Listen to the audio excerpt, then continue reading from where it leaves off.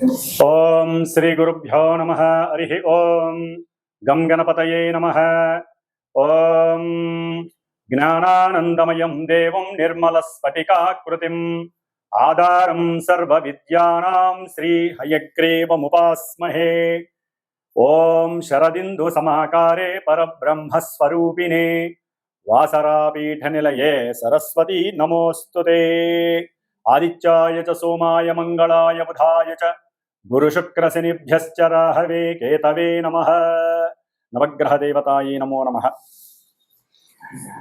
ఈ రోజున వీక్షించేటటువంటి నవగ్రహ భక్తులందరికీ కూడా నవగ్రహ సమాచార విషయంలో మరి ఈ రోజున మనం తెలుసుకోబోయేటటువంటి విషయం ముఖ్యంగా మిథున రాశిలో జూన్ 15వ తేదీన మృగశిర నక్షత్రంలో అడుగుపెట్టినటువంటి సూర్య భగవానుడు, అందులో ఆల్రెడీ మనకి పోయిన నెల మే 14వ తేదీ నుంచి కూడా శుభప్రదాత అయినటువంటి దేవతలకి ఆది గురువు అయినటువంటి గురువు అనగా బృహస్పతి, ఈ యొక్క గ్రహము మిథున రాశిలో ఆల్రెడీ నెల రోజుల బట్టి కూడా సంచారం గావిస్తూ ఈ సూర్య భగవానుడు ఎప్పుడైతే జూన్ 15వ తేదీన అడుగు పెట్టాడో ఆ రాశిలోకి, అప్పటి నుండి కూడా గురుమూఢమి అనగా ఆయన అడుగు పెట్టడానికి కొన్ని రోజుల ముందే ఆ సూర్యుని యొక్క శక్తి అనగా ఆ యొక్క కిరణాల యొక్క వీక్షణ గురుని యొక్క వీక్షణలను అడ్డుకొని గురుమూఢమిగా మనకి తెలియజేయబడుతోంది శాస్త్రం. అంటే ఈ గురుమూఢమి జూన్ 9వ తేదీ నుండి జూలై 9వ తేదీ అనగా 10వ తేదీ వరకు సూర్య భగవానుడు అంటే రవి గురుల యొక్క కలయిక గురుమూఢమితో శుభకార్యాలకి ఇబ్బందికరమైనటువంటి పరిస్థితులు ఎదుర్కొన్నాయి. అంటే పెళ్లిళ్ళు కానీ, ఉపనయనాలు కానీ, అట్లాగే గృహప్రవేశాలు, శంకుస్థాపనలు ఇలాంటివి ఏవి కూడా జరపలేనటువంటి పరిస్థితి. ఎందుకంటే గురువు గ్రహాలన్నిటిలోకి అత్యంత శుభ ఫలప్రదాయకుడు. పూర్వపుణ్య ఫలాలన్నిటినీ కూడా తృప్తిగా మానవుడికి ఇచ్చేటటువంటి వాడు గురుడే. మరి ఈ రవి మిగతా గ్రహాలన్నిటినీ కూడా మనం నివసిస్తున్నటువంటి భూమిని కూడా తన చుట్టూ చక్కగా తిప్పుకుంటూ తన యొక్క ఆకర్షణ శక్తితో, ఎందుకంటే సూర్య భగవానుడి యొక్క అంతరంలో ఒక చిన్న సూక్ష్మమైనటువంటి బిందువు దగ్గర గాయత్రీదేవి నివాసం ఉంటుందని శాస్త్రవచనం. అందుకని ఆ సూర్యుని యొక్క శక్తి తట్టుకోలేక అన్ని గ్రహాలు కూడా మూఢత్వాన్ని పొందుతాయి, అంటే బలాన్ని కోల్పోతాయి అని అర్థం. వాటిల్లో ముఖ్యంగా గురువు, అట్లాగే శుక్రుడు చాలా విశేషమైనటువంటి శుక్రమూఢమి, గురమూఢమి అనేటటువంటిది మనకి సంవత్సరంలో 2 సార్లు 1 సారి వస్తూ ఉంటాయి. శుభకార్యాలు ఏవి జరపరు. మరి అలాంటి సూర్యుడు, ఈ సూర్యుడు ముఖ్యంగా అధికారాన్ని, అట్లాగే కీర్తిని, హోదాన్ని, ఉద్యోగ దర్పాన్ని, ఉద్యోగ బాధ్యతలను, అట్లాగే పితృశాసనాన్ని అంటే తండ్రి యొక్క ఆశ్రయాన్ని కానీ, తండ్రి యొక్క ఆదరణని కానీ, పితృసేవా మార్గాన్ని కానీ, అట్లాగే హోదా, అట్లాగే కార్యశీలుడు అంటే ఎటువంటి కార్యాన్నైనా సరే అచంచలంగా, నిర్మోహమాటంగా, ముక్కుసూటిగా నిర్వర్తించేటటువంటి వాడు సూర్య భగవానుడు. కాబట్టి ఈ అధికారానికి ప్లస్ మనకి అంతరిక్షంలో గ్రహాలన్నిటికీ రారాజైనటువంటి ఈ సూర్య భగవానుడు ధనాన్ని, కుటుంబ సౌఖ్యాన్ని, సంతాన కారకత్వాన్ని, వివాహ యోగ్యతలని, అట్లాగే సనాతన సాంప్రదాయాలను, గౌరవాన్ని, ఏ విషయాన్నైనా సరే అఖండంగా వృద్ధిని చేసేటటువంటి ఈ గురువు అనగా బృహస్పతి గ్రహము, ఈ 2 గ్రహాలు కూడా మనకి మేషరాశి నుంచి 3వ స్థానమైనటువంటి విక్రమ స్థానము, పరాక్రమ స్థానము అంటారు. ఈ యొక్క స్థానంలో రవికి చాలా విశేషమైనటువంటి సౌఖ్యకరం ఈ యొక్క క్షేత్రం. ఎందుకంటే ఇది మిత్రుడు, రవికి మిత్రుడైనటువంటి బుధుడు యొక్క క్షేత్రము. కానీ గురుడికి మాత్రము ఈ యొక్క క్షేత్రము శత్రుక్షేత్రము. అతను అంత కంఫర్టబుల్గా అక్కడ ఉండలేరు, సౌఖ్యకరంగా ఉండలేరు.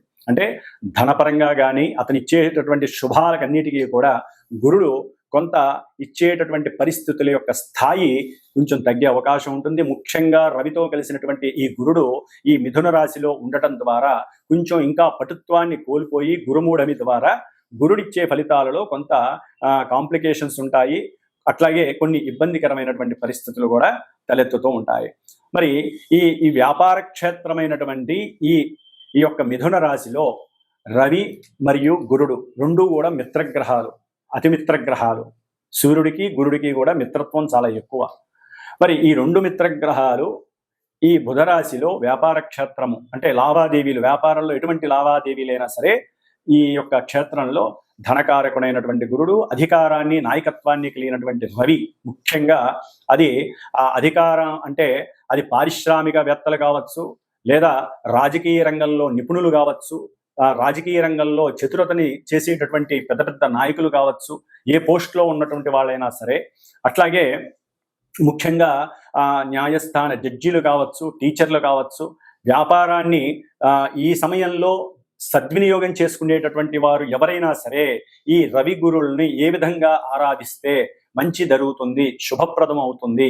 ఈ నెలన్నాళ్ళు కూడా అంటే జూన్ 15వ తేదీ నుండి జూలై 15వ తేదీ వరకు 16వ తేదీ వరకు కూడా ఈ రవి గురుల యొక్క సంగమం అనేటటువంటిది, గురుముడము పక్కన పెట్టండి, సంగమం అనేటటువంటిది మనకి మేషరాశ్యాదిగా మీనరాశి పర్యంతం వారు ఉన్నటువంటి స్థానాలను బట్టి, వారు ఉన్నటువంటి మరి నక్షత్రాన్ని బట్టి, అట్లాగే వారికి ఉన్నటువంటి ఆధిపత్య స్థానాలను బట్టి కూడా వారు ఎన్నో రకాలైనటువంటి ప్రభావాలని మన జీవితంలో ఈ నెల రోజులు కూడా చూపించే అవకాశం ఉంటుంది. అందులో ముఖ్యంగా ఇంకొక చిన్న విచిత్రమైనటువంటి విషయం మనకి కనపడుతోంది. రాహువు. ఈ రాహువు కుంభరాశిలో ఉన్నాడు మహానుభావుడు. ఈ రాహువు తన యొక్క వక్ర దృష్టితో చక్కగా గురు మహానుభావుణ్ణి, మిథున రాశిని, వ్యాపార క్షేత్రాన్ని, ఇప్పుడు రవిని కూడా చూస్తున్నాడు రాహువు. గురుడు చూస్తే రాహు యొక్క నక్షత్రంలోకి మనకి మొన్ననే వచ్చాడు 14వ తారీఖున. అంటే గురుడికి రాహువుతో అత్యంత సంయోగ స్థితి నడుస్తోంది. దీనినే శాస్త్రరీత్యా గురు చండాలత్వ యోగము అని కూడా అంటారు. గురు చండాలత్వం మహాదోషప్రదం ఇది. అంటే సనాతన ధర్మాన్ని పక్కన పెట్టేటటువంటి తత్వం కలిగి ఉంటారు కొంతమంది జాతకులు. అట్లాగే ధనపరమైనటువంటి ఎన్నో అప్లికేషన్స్ అనేవి జరిగే అవకాశం ఉంటుంది. సెన్సెక్స్ షేర్స్ యొక్క విషయాలలో వృద్ధి జరిగే అవకాశం ఉంటుంది, కానీ కొంత వారి యొక్క జ్ఞానాన్ని కనుక సరిగ్గా యూజ్ చేయకపోతే మటుకు చక్కగా పతనం అయ్యేటటువంటి పరిస్థితి ఉంటుంది. ప్రపంచవ్యాప్తంగా ఈ యొక్క గురు చండాలత్వ యోగం అనేటటువంటిది షేర్ మార్కెట్ మీద కొంచెం ప్రభావితం చూపిస్తుంది అనుకోవటంలో తప్పు లేదు. అట్లాగే న్యాయస్థానాల్లో కూడా అబద్ధపు సాక్ష్యాల ద్వారా కూడా కొంతమంది తప్పు చేసిన వాళ్ళు బయటపడే పరిస్థితులు ఉంటాయి. దాని ద్వారా కూడా కొన్ని విపరీతమైనటువంటి పరిస్థితులు మనకి కనిపించే అవకాశాలు ఈ నెల రోజుల్లో కనిపిస్తున్నాయి. ముఖ్యంగా ఈ యొక్క మిథున రాశిలో రవి ఆరుద్ర నక్షత్రంలోకి వచ్చినప్పుడు, ఆల్రెడీ గురుడు ఆరుద్ర నక్షత్రంలో ఉన్నాడు, రవి చూస్తే కుజ నక్షత్రంలో ఉన్నాడు. ఈ కుజరాహువుల యొక్క సంయోగ స్థితి ఆల్రెడీ సింహరాశి కుంభరాశికి నడుస్తోంది. ఈ విధంగా ఈ యొక్క నక్షత్రాల యొక్క ప్రభావం వలన రవి గురులకి కుజరాహు కేతు గ్రహాలకి సంబంధం ఉండటం ద్వారా ఆర్థికమైనటువంటి విషయాలలో చాలా జాగ్రత్తగా ఉండాలి. అట్లాగే అధికారులు కొంచెం జాగ్రత్త వహించటం మేలు. ఎందుకంటే మనం చెప్పే ప్రతి మాట, ఎందుకంటే 3వ స్థానం మిథునం అనేటటువంటిది కమ్యూనికేషన్ వ్యవస్థకి సంబంధించినటువంటిది. అంటే ప్రపంచ దేశాల మధ్య కమ్యూనికేషన్ వ్యవస్థలో ఎన్నో ఒడిదుడుకులు కలిగే అవకాశం ఉంటాయి. ఈ రాయబారులు ఉంటారు, అంటే మధ్యవర్తిత్వం చేస్తూ ఉంటారు, విదేశీ రాయబారత్వం అంటారు. వీరు గనక ఒక మాట అటు ఇటు గనక పుల్లు పోతే ప్రపంచ దేశాలకే అరిష్టాన్ని సూచించేటటువంటి యోగంగా గురుచండాల యోగం కనపడుతోంది.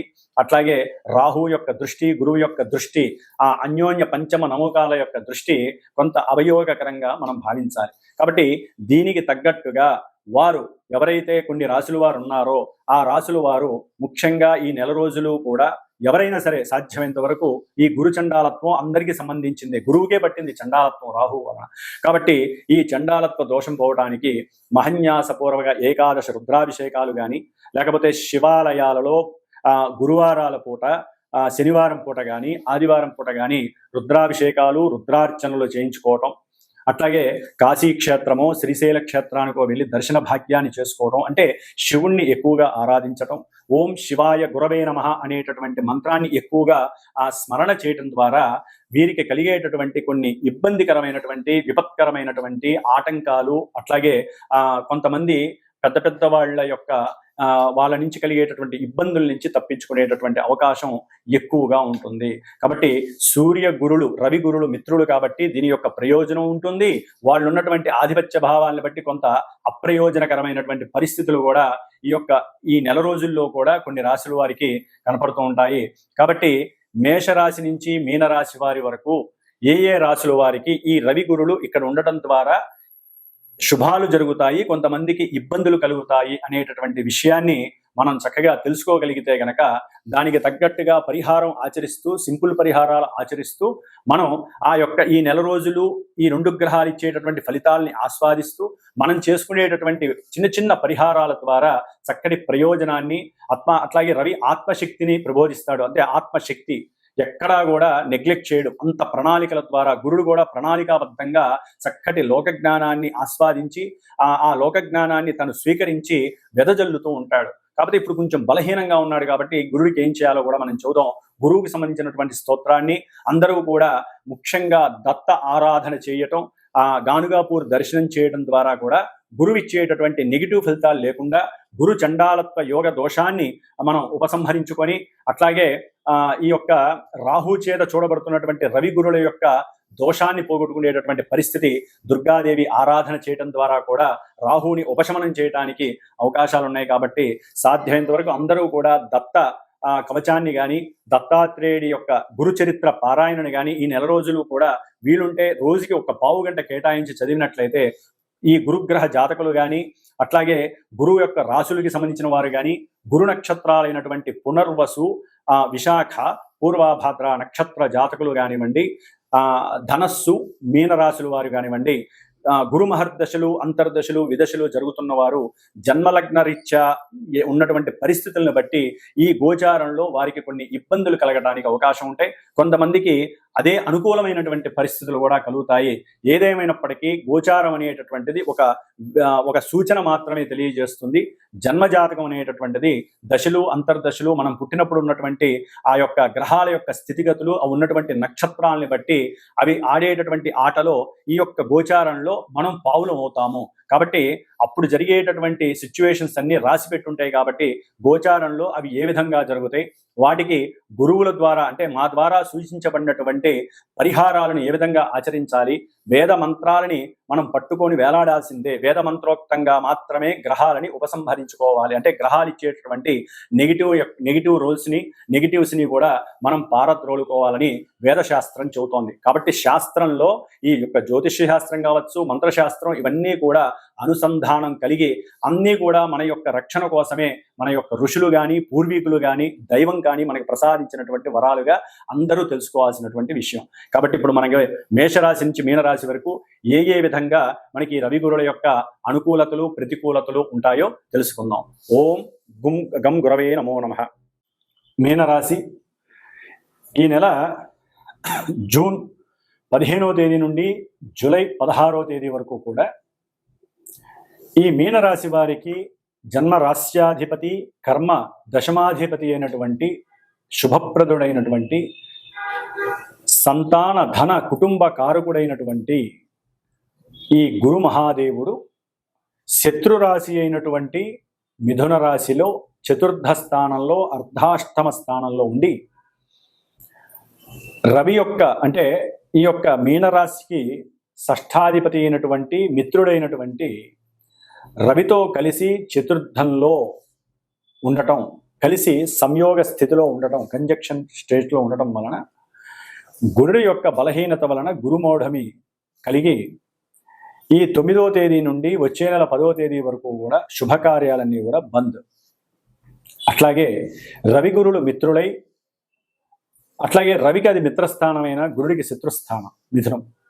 కాబట్టి వీరు ముఖ్యంగా ఉద్యోగరీత్యా మీనరాశి వారు ఈ నెల రోజుల్లో కొంతమందికి ఉద్యోగరీత్యా కాస్త ప్రయాణపు బడలిక ఉండే అవకాశం ఉంటుంది. అంటే ఎప్పుడు సంచారం అటు ఇటు తిరగడం ద్వారా ఉద్యోగం యొక్క పరిస్థితి, వారు చేసేటటువంటి సేవక వృత్తి ధర్మం ద్వారా, ముఖ్యంగా గవర్నమెంట్ జాబ్ హోల్డర్స్ ఎవరైనా సరే, గవర్నమెంట్తో లింక్ ఉన్నటువంటి వారు ఎవరైనా కాస్త అటు ఇటు తిరగడం ద్వారా కొంచెం శారీరక బడలిక, దాని ద్వారా ఇంటికి వచ్చేసరికి కాస్త మనశ్శాంతి లేక కుటుంబంలో కొంచెం కలహాలు, ఇబ్బందులు కలగటం, తండ్రి కొడుకుల మధ్య అంటే పిల్లలకి తండ్రికి మధ్య సరైనటువంటి సఖ్యత లేక, సఖ్యతని కోల్పోయి సరైన సహకారాలు ఒకరికొకరు ఇచ్చుకోలేక ఈ యొక్క సంతానపరమైనటువంటి లేకపోతే తండ్రిపరమైనటువంటి సరైనటువంటి వాక్చాతుర్య శుద్ధి లేక, కమ్యూనికేషన్ వ్యవస్థలో లోపాలు ఉండి ఒకరి భావన ఒకరు అర్థం చేసుకోలేక అనవసరమైనటువంటి ముష్టి యుద్ధాలు, గొడవలకి దారితీసే అవకాశము, కలహాలు కలిగేటటువంటి అవకాశము కలిగి గృహంలో నష్టము కలగడానికి అవకాశం ఉంటుంది. ఒక్కోసారి ఇంట్లోంచి వెళ్ళిపోయే పరిస్థితి కూడా కలుగుతుంది. వెళ్ళిపోయి 2-3 రోజులు రారు, అట్లాంటి పరిస్థితి కూడా కలుగుతుంది. అంతటి టార్చర్ అనుభవించే పరిస్థితి మీనరాశి కలుగుతోంది. అట్లాగే మీనరాశి వారు ఉద్యోగరీత్యా ధనాన్ని ఈ ప్రయాణపు ఖర్చులకి ఖర్చు పెట్టడం, గవర్నమెంట్ వారు ఇస్తారనుకుంటే వారు హ్యాండ్ ఇవ్వలేకపోవడం, వారి నుంచి సహకారం లేకపోవడం వల్ల కూడా మనోచింతిత బాధ, మనోక్లేశ ప్రవృత్తి కలిగి చాలా ఇబ్బందులు పడడానికి అవకాశం ఉంటుంది. దాని ద్వారా వీరు ప్రయాణపు బడలిక, ప్రయాణం చేస్తున్నప్పుడు అదే ఆలోచన ఉండటం ద్వారా కొన్ని కష్ట నష్టాలు కూడా కలగడానికి అవకాశం ఉంటుంది. కాబట్టి ప్రయాణాల యందు ఇలాంటి పరిస్థితులు మీరు ఆలోచించకపోవటమే మంచిదని భావన. అట్లాగే ధనకారకుడైనటువంటి ఈ యొక్క గురుడు షష్ఠాధిపతి అయినటువంటి రవితో కలిసి చతుర్థ భావంలో ఉండటం ద్వారా పితృ సంబంధిత ఆరోగ్యకరమైనటువంటి దీర్ఘకాలిక అనారోగ్య పరిస్థితులకి సంబంధించి హాస్పిటల్స్కి ధనాన్ని ఖర్చు పెట్టడం అనేటటువంటిది జరగటానికి అవకాశం ఉంటుంది. గురుచండాలత్వం వలన వీరు చేసేటటువంటి ప్రతి కర్మ కూడా వీరికి ప్రతిబంధకంగా తయారవుతుంది. అది ఏదైనా సరే, విద్యార్థులు ముఖ్యంగా వ్రాత పరీక్షలు రాసేటటువంటి వారు కానీ, గవర్నమెంట్ ఉద్యోగాల కోసం ప్రతిపించే వాళ్ళకి ఇది చాలా, రవిగురుల యొక్క సంబంధం చాలా గొప్పదండి. ఇద్దరు మిత్రులు కలిసి ఉండటం, కంజక్ట్ అయి ఉండటం చాలా విశేషం. కానీ వారిరువురు ఉన్నటువంటి నక్షత్ర ప్రభావం ఆరుద్ర నక్షత్రంలో ఉండటం, ఈ నెల 22వ తేదీ నుంచి వచ్చే నెల 6వ తేదీ 7వ తేదీ వరకు కూడా సూర్యుడు కూడా ఆరుద్రలో ఉండటం ద్వారా వీరు రాసేటటువంటి పరీక్షలలో కొన్ని అవకతవకలు జరగటం, గవర్నమెంట్ జాబ్స్కి సంబంధించినటువంటి ఓరల్ ఎగ్జామ్స్ కానీ, రిటర్న్ ఎగ్జామ్స్లో కానీ కొన్ని అపభ్రంశపు పనులు జరగడం ద్వారా, అవివేకమైనటువంటి ఆలోచనల ద్వారా వీరు ఒక్కోసారి పక్కకి తొలగాల్సి ఉంటుంది. కాబట్టి ఇన్ని రకాలైనటువంటి బాధలు విద్యార్థులకి కలగడానికి, ముఖ్యంగా ఆరోగ్య సమస్యలు ఎదుర్కొనే అవకాశాలు కలుగుతాయి. ఆకస్మికంగా కూడా కొంత న్యాయస్థానాల వైపుకి వెళ్ళే అవకాశాలు కూడా విద్యార్థులకి కలుగుతాయి. ముఖ్యంగా విద్యాపరంగా కొంత ఉద్యోగస్తులకు కూడా న్యాయస్థానాలకు వెళ్ళి అక్కడ కూడా వాళ్ళకి ప్రతికూలతలే కలిగే అవకాశాలు ఉంటాయి. తండ్రితో అనవసరమైనటువంటి గొడవలకి దారితీసే అవకాశం ఉంటుంది. సంతాన పరంగా కొన్ని ప్రతిబంధకాలు, వివేకాన్ని కోల్పోయి మాట్లాడటం ద్వారా, అనాలోచిత చర్యల ద్వారా మీరు చేసినటువంటి కష్టము, పడినటువంటి శ్రమంతా కూడా వృధానా అనిపిస్తుంది. గృహపరంగా కూడా ధన నష్టం కలుగుతుంది. ఎవరైనా సరే గృహాన్ని అమ్మాలి అనుకున్నప్పుడు గవర్నమెంట్ వలన కూడా కొన్ని ఇబ్బందులు కలుగుతాయి. ఇది అసైన్డ్ భూమి, ఇది అమ్మటానికి వీలు లేదని చెప్పి గొడవకి దిగుతారు. దాని ద్వారా కూడా మీకు మానసిక అప్రశాంతత కలుగుతుంది. ఇట్లా రవిగురులు చతుర్థంలో ఉండటం ద్వారా గృహపరమైనటువంటి సమస్యలు, ఆర్థికపరమైనటువంటి ఇబ్బందులు, మాతాపితృపరమైనటువంటి అనారోగ్య ఇబ్బందులు, బంధువులతో గృహంలో అంతఃకలహాలు, సమస్యలు కలగటం జరిగే అవకాశం ఉంటుంది. విద్యార్థులు జాగ్రత్తగా గనక కష్టపడి ఏకాగ్రత చిత్తాన్ని వాళ్ళ వంతుగా భావిస్తే మటుకు చక్కటి స్టేజ్ దాటే అవకాశం ఉంటుంది. మనకి ఎంత కష్టమైతే కలుగుతుందో దాన్ని ఎదుర్కొనేటటువంటి మానసిక శక్తి మనలో ఉంటే కనుక చక్కటి విద్యాభ్యాసం పూర్తయ్యే అవకాశం లభిస్తుంది. మంచి ఉన్నతమైనటువంటి విద్యలకి, దూర ప్రాంతాలకు వెళ్ళటానికి సరైనటువంటి విద్యల్ని కూడా మీరు ఎంచుకుంటారు. అట్లాగే వృత్తి వ్యాపారాదుల్లో మీకంటూ ఒక సముచిత స్థానం కలగడానికి అవకాశం ఉంటుంది.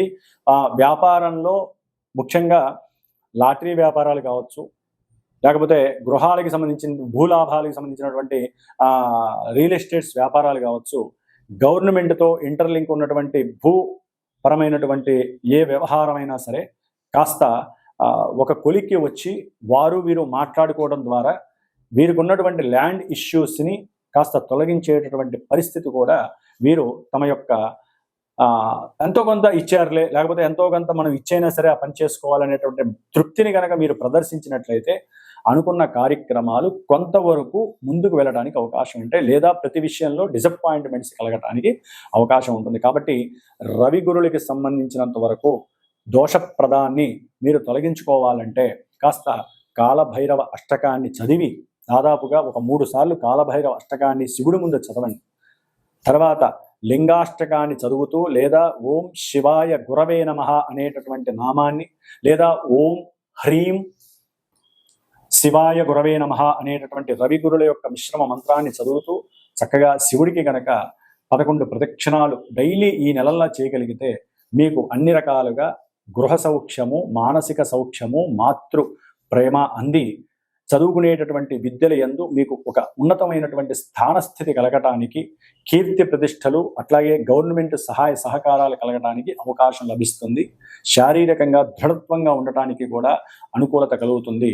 దుర్గాదేవి యొక్క ధ్యానాన్ని నిత్యము స్మరించండి. దుర్గా అష్టోత్తర పారాయణ చేయండి. రోజుకి ఒక్కసారైనా ఆవు నేతితో దీపారాధన చేయండి.